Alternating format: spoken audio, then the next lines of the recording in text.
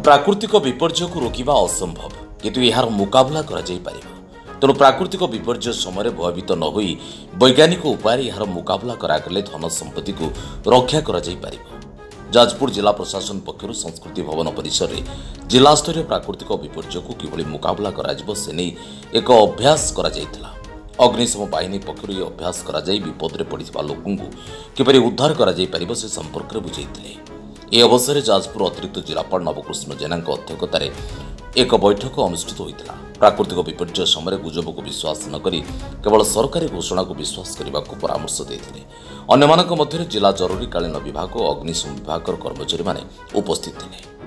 आज राज्य सारा गोटे स्वतंत्र दिन रखा जायतिला मॉक ड्रिल करने नेचुरल कैलामिटी डिजास्टर को केमिति आमे हैंडल करवा केते दूर आमे प्रस्तुत रही परिबा आम समाज को केमिति प्रस्तुत करि परिबा सेति आज मॉक ड्रिल रो आयोजन हेची सारा राज्य रे समस्त जिल्ला रे एटा आयोजन करिया पय निर्देश थिला।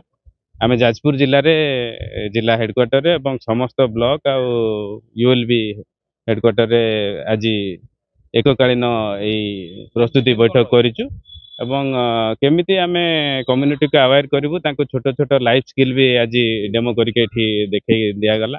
सेल्टर लेवल रे भी ए प्रकार प्रस्तुति रही जमिति साधारण लोक मैंने जानी पारिबे दैवी दुर्विपाक प्राकृतिक दुर्विपाक को केमिति मुकाबला करिवार अछि केमिति धन जीवन रक्षा करिया पय छोट छोट उद्यम द्वारा समस्ते निजको प्रस्तुत रखि पारिबे एवं आगामी दिन में जेकोसी प्रकार विपर्यय को सामना करिया पय प्रस्तुत रहिबे। देखो आमे करियार मुख्य उद्देश्य है लोकंकर धन जीवन केमिति आमे सुरक्षा दे परिबु आ ता बादे एमे एई कौशल प्रणाली आमे शिखौछु जे निजे केमिति आत्मनिर्भरशील होई परिबे एवं अन्य लोक केमिति विपद समय सहायता करि परिबे उद्धार करि परिबे या होछि हमर मोटो।